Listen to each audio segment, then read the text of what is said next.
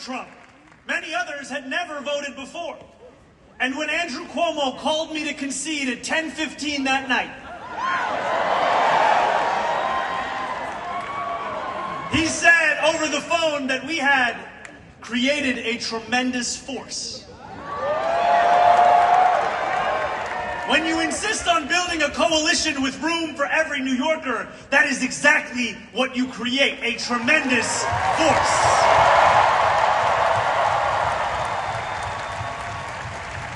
That force has only grown over these past 4 months.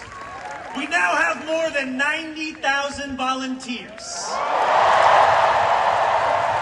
And we have spoken to millions more New Yorkers. We have put forth new plans in these last few months for how we will govern, hiring thousands more teachers for our schools, taking on the consultants and the contracts in city government, and tackling the final boss of New York City infrastructure, scaffolding. But over the past few weeks, as this race has entered its final days, we have witnessed displays of Islamophobia that shock the conscience. Andrew Cuomo, Eric Adams, and Curtis Sliwa do not have an agenda for the future. All they possess is the playbook of the past. They have sought to make this election a referendum not on the affordability crisis that consumes New Yorkers' lives, but on the faith I belong to and the hatred they seek to normalize. We spent months working to convince the world that New Yorkers have a right to afford this city that we all love.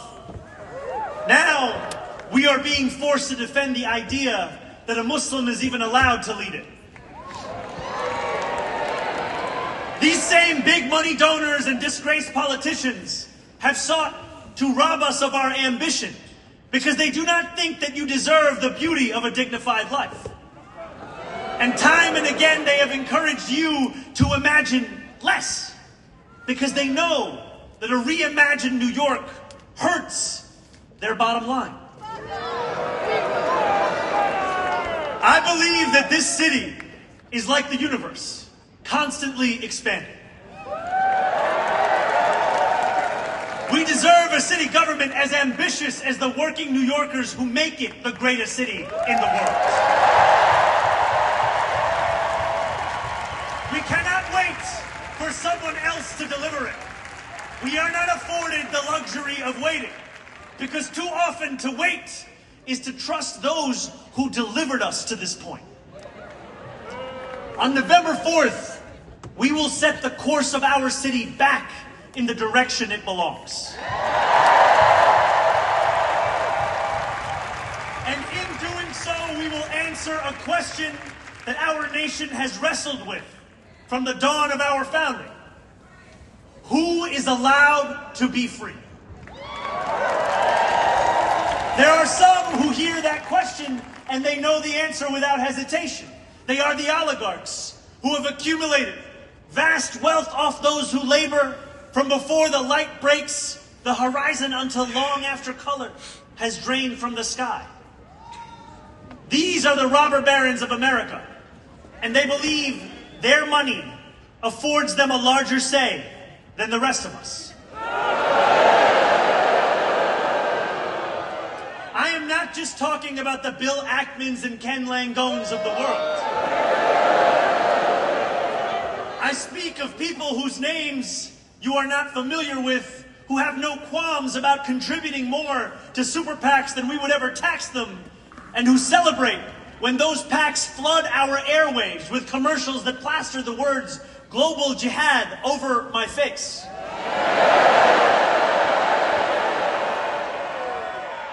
Their freedom doesn't just come at the expense of dignity and truth. It comes at the expense of the freedoms of others too. They are the authoritarians who seek to keep us pressed beneath their thumbs because they know that once we shake ourselves loose, we will never be held down again.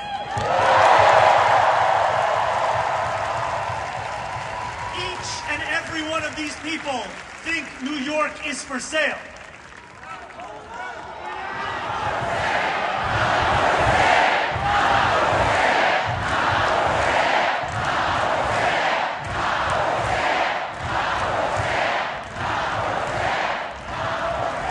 For too long, my friends, freedom has belonged only to those who can afford to buy it.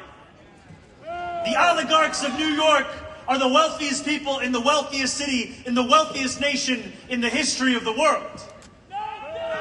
They do not want the equation to change.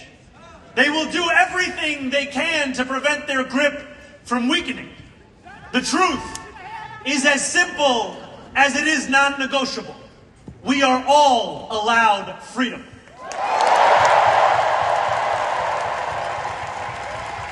Each one of us, the working people of this city, the taxi drivers, the line cooks, the nurses,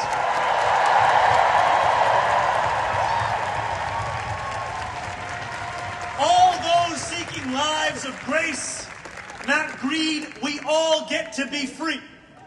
And on November 4th, thanks to the hard work of more than 90,000 volunteers across every corner of this city,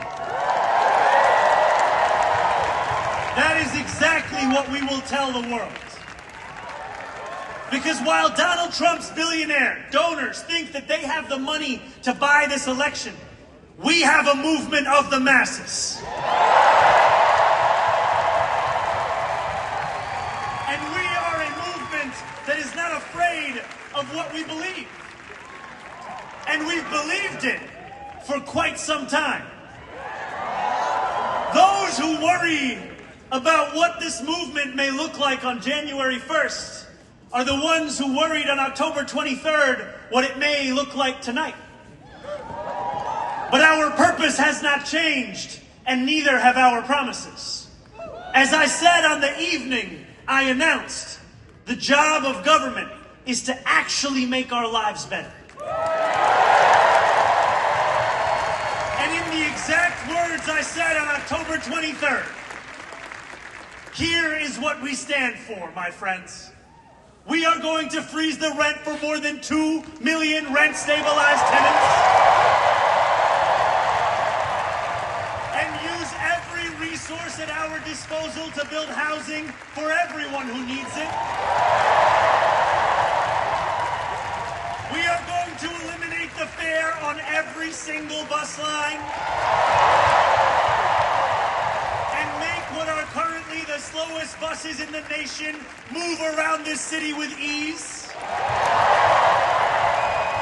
And we are going to create universal childcare at no cost to parents, so New Yorkers can raise their family in the city they love. Together, New York, we're going to freeze the Together, New York, we're going to make buses fast and free. Together, New York, we're going to deliver universal. We will make our city one where every person who calls it home can live a dignified life. No New Yorker should ever be priced out of anything they need to survive. And we believe then, we believe today, we will believe tomorrow that it is government's job to deliver that dignity. Dignity, my friends, is another way of saying freedom. Standing before you this evening, I take great strength from those who have labored mightily for the cause of freedom in America, who refuse to accept that government could not meet what moments of crisis demanded from it. When the power of the people overwhelms the influence of the powerful, there is no crisis that government cannot meet. It was government that enacted a New Deal to lift a generation out of poverty, to create beautiful public goods, and establish the right to unionize and collectively bargain.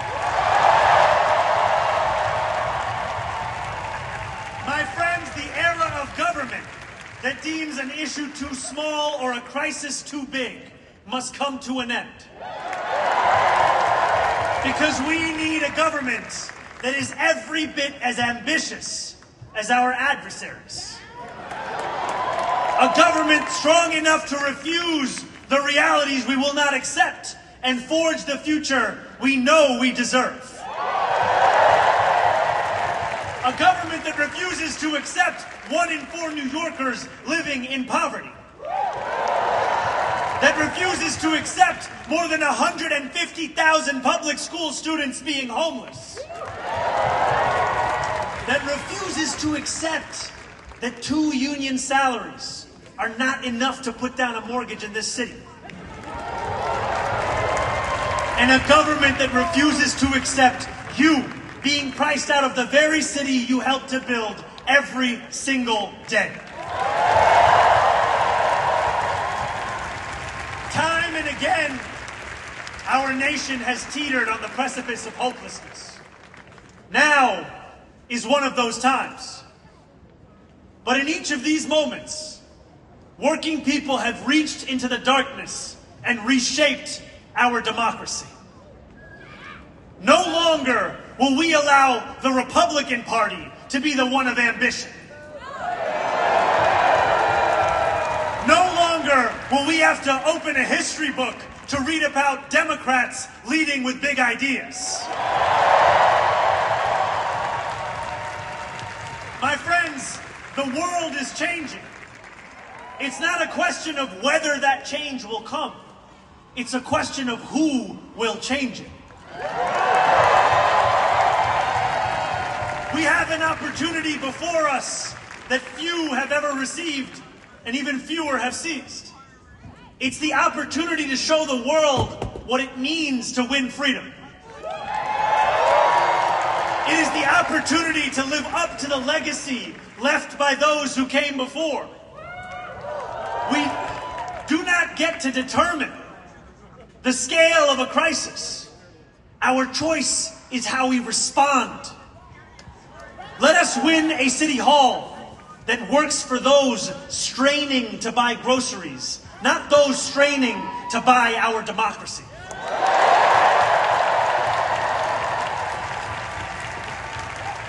And let us look forward to January 1st, when the hard work of governing will begin.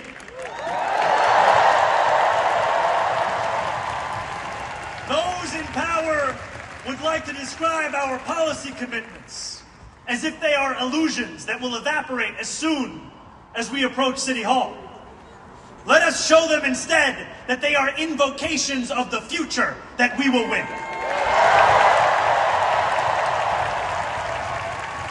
And let us prove to each and every New Yorker that a politics of expansion does not just mean imagination. It insists upon fulfillment.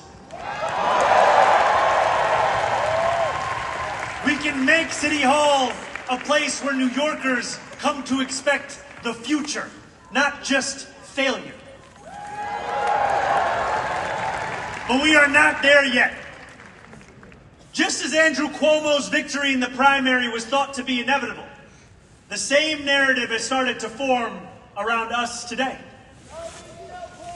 When you read the articles that tell a post-election story of triumph while we are amidst early voting, when you see the Kalshi odds that have our chances of victory in the 90s, know this: you are reading the same things that Andrew Cuomo read when he went to sleep each night in June, believing that his victory was promised. We cannot allow complacency to infiltrate this movement.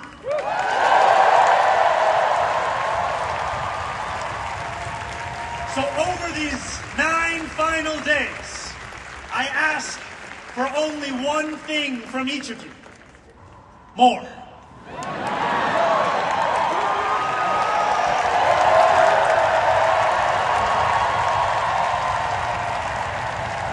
I know you are tired, and for that I recommend some Adani chai. And still, I ask for more. I I know the attacks have intensified, that a warm bed is more inviting than a sixth-floor walk-up, that another evening spent knocking doors after a long workday feels daunting. And still, I ask for more. I ask for more because that is the only way that we win a future of more.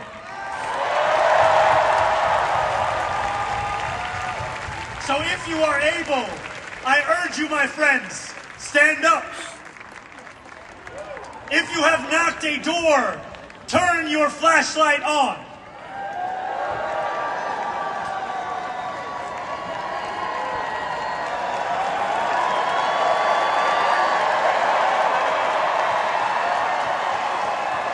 If you will knock a door, turn your flashlight on. If you have more to give, turn your flashlight on. Together, let us make a light bright enough to banish any darkness. Over these final 9 days and the months and years that follow, the powers that be will throw everything in their arsenal against us. They will spend millions more dollars. They will attack us from every conceivable angle. But we will not bend. We will not flinch. We will triumph over the oligarchs, and we will return dignity to our lives. Nearly 89 years ago to the day, FDR spoke before a crowd of thousands at Madison Square Garden. He said, "I should like to have it said of my first administration that in it, the forces of selfishness and of lust for power met their match. I should like to have it said of my second administration that in it, these forces met their master. My friends, I should like to have it said of our campaign that in it, the forces of selfishness and lust for power met their match. And I should like to have it said of our City Hall that in it, these forces met their master."